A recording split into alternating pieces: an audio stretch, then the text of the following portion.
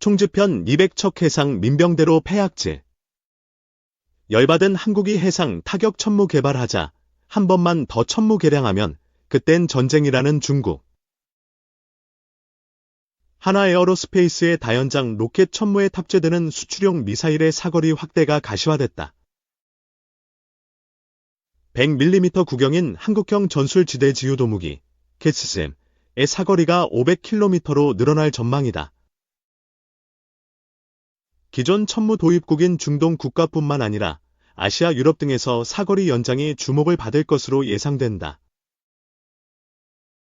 1일 디펜스24 등 외신에 따르면 100mm 구경의 캐스샘 사거리는 300km에서 500km로 연장할 것으로 전망된다. 캐스샘은 북한의 지하갱도를 원거리에서 정밀 타격할 수 있는 무기다. 사거리 180km인 캐스샘은 2019년 개발됐다. 이어 개량형인 캐스샘 개발이 진행 중이다. 캐스샘은 고정 진지에서 운용하는 캐스샘과 달리 천무의 이동식 발사대, 차량에서 운용한다.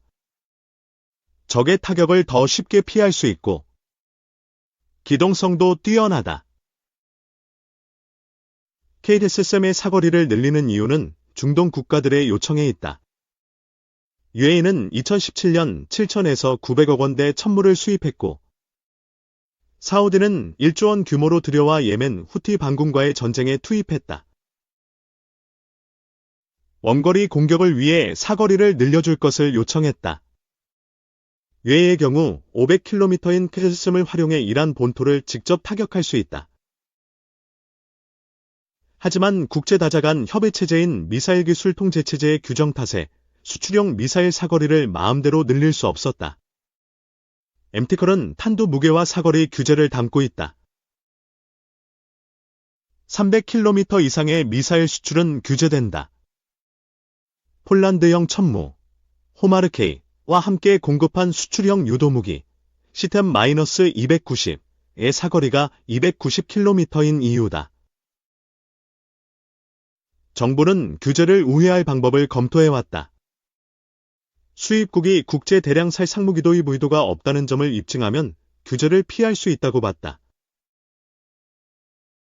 MT컬의 감시 제재를 담당하는 국제기관이 없어 제재를 어겨서 발생할 리스크도 적다고 판단했다. 지난 8월 국가안전보장회의에서 사거리를 늘린 국산 미사일의 수출을 잠정 승인했다. 사거리 증가는 필리핀과 노르웨이, 말레이시아 등 중동 이외의 국가에서도 매력적인 옵션이 될 것으로 보인다. 천무의 수출 경쟁력이 향상되며 하나의 추가 수주가 기대된다. 하나에어로스페이스는 지난 5월 말레이시아 방산기업 WBG와 천무 수출을 위한 업무협약 MOU를 체결했다.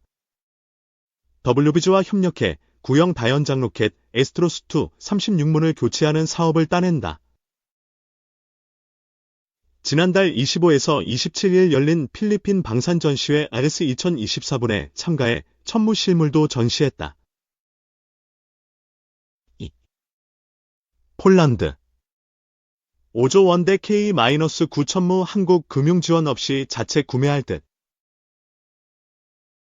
K-9 자주포 폴란드 수출 출고식. 폴란드가 K-9 자주포와 다연장 로켓 천무 등 총 5조 원대에 달하는 한국산 무기를 한국 정부의 수출 금융 지원 없이 사는 방안을 추진 중인 것으로 알려졌습니다. 오늘 22일 복수의 방위산업 소식통들에 따르면 폴란드 정부는 2차 계약의 일환으로 하나에어로스페이스에서 K-9 자주포 152문과 천무 72대를 구매하기로 하고 유럽계 글로벌 은행과 자금 마련에 관한 협의를 진행 중인 것으로 전해졌습니다. 앞서 폴란드 정부는 2차 계약 일환으로 작년 12월과 지난 4월 하나에어로스페이스와 K-9 자주포 152문, 천무 72대 구매 계약을 잇따라 체결했습니다. 당시 발표된 각 계약 규모는 3조 2천억 원, 2조 2천억 원이었습니다. 이들 계약에는 올해 11월까지 양국 당국 간 별도의 금융계약이 체결돼야 효력이 발행한다는 전제 조건이 붙었습니다.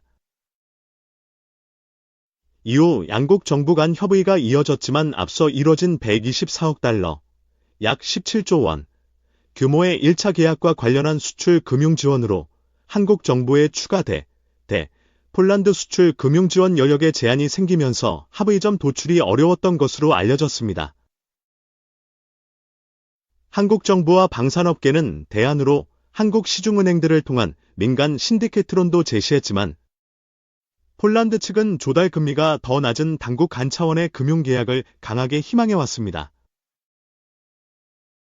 앞서 폴란드가 1차 계약을 체결할 때도 한국수출입은행과 한국무역보험공사가 계약액의 80%가량인 100억 달러 규모의 대출과 보증을 지원한 것으로 전해졌습니다. 방산 계약은 정부 간 계약 성격이 강하고 수출 규모도 커 수출국에서 저리의 정책 금융보증 보험을 지원하는 것이 국제적인 관례입니다. 한국 정부의 금융 지원을 요구하던 폴란드가 자체 자금 마련으로 방향을 튼 데는 러시아, 우크라이나 전쟁 장기화 등 자국 안보 우려가 커지는 상황에서 국방력 강화 일정표에 영향을 줘서는 안 된다는 판단이 부분적으로 작용했다는 분석이 나옵니다. 우크라이나와 국경을 맞댄 폴란드는 우크라이나가 러시아에 패배하면 자국이 서방과 러시아의 최전선이 될 것으로 우려하면서 최근 수년간 국방력을 강화하는 데 주력하고 있습니다. 최근에는 오는 11월 미국 대선에서 우크라이나 지원을 중단해야 한다고 주장하는 도널드 트럼프 전 대통령의 당선 가능성이 거론되면서 폴란드가 느끼는 안보 위기감이 더욱 커지고 있다는 말도 나옵니다. 방산 전문가인 장원준 산업연구원 연구위원은 언론 통화에서 폴란드는 러시아와 인접하고 벨라루스와 국경을 맞대 안보 위협을 크게 느끼고 있어 소탐대실에서는 안 된다고 판단했을 수 있다며 한국 외에는 가성비 높은 방산 제품을 원하는 시간에 공급할 수 있는 나라가 없어 서로 윈윈이라고 말했습니다.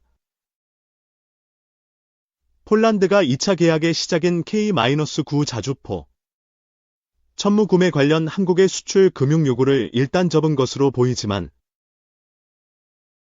향후 한국이 폴란드를 포함해 추가 대형 방산 수출 계약을 맺을 수 있는 만큼 정부의 방산 수출 금융 지원 역량을 강화해야 한다는 지적도 나옵니다.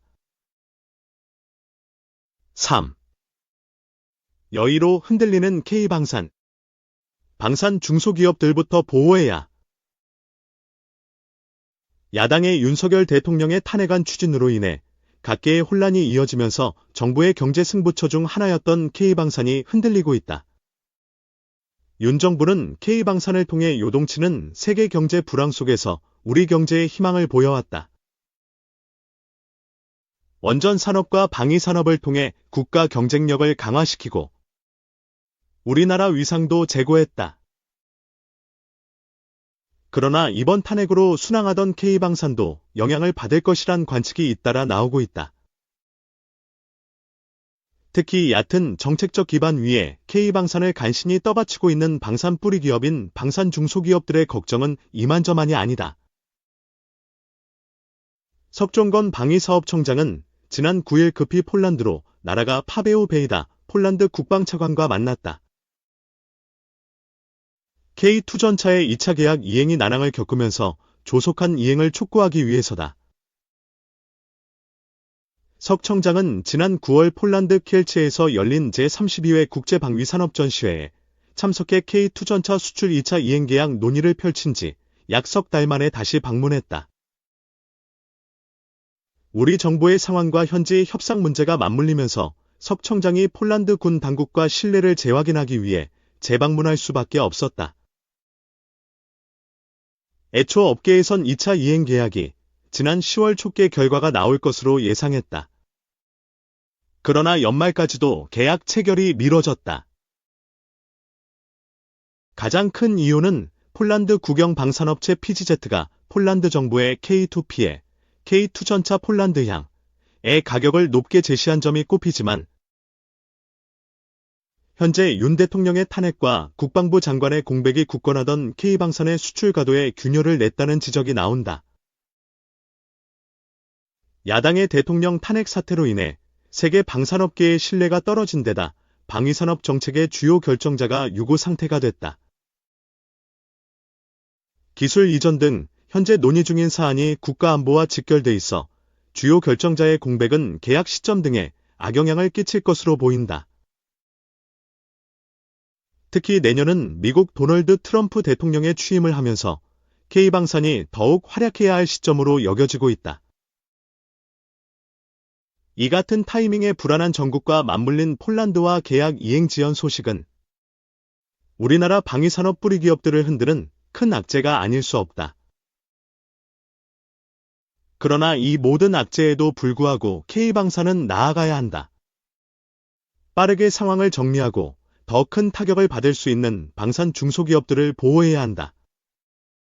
그동안 우리나라는 방산 중소기업들에게 어떠한 이정표도 제공해주지 못했다. 이번 사태를 계기로 악재에 흔들림 없이 나아갈 수 있는 튼튼한 K방산 생태계를 구축해야 한다.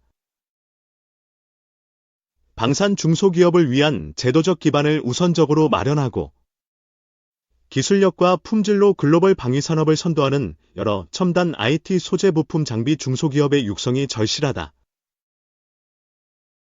우리나라가 지금 수출하고 있는 첨단 무기들의 가격 경쟁력은 중소기업의 열정과 헌신에 의해서 생산되고 있다. 그들의 열정이 오랫동안 이어갈 수 있도록 정책 입안자들과 결정권자들의 관심이 필요하다.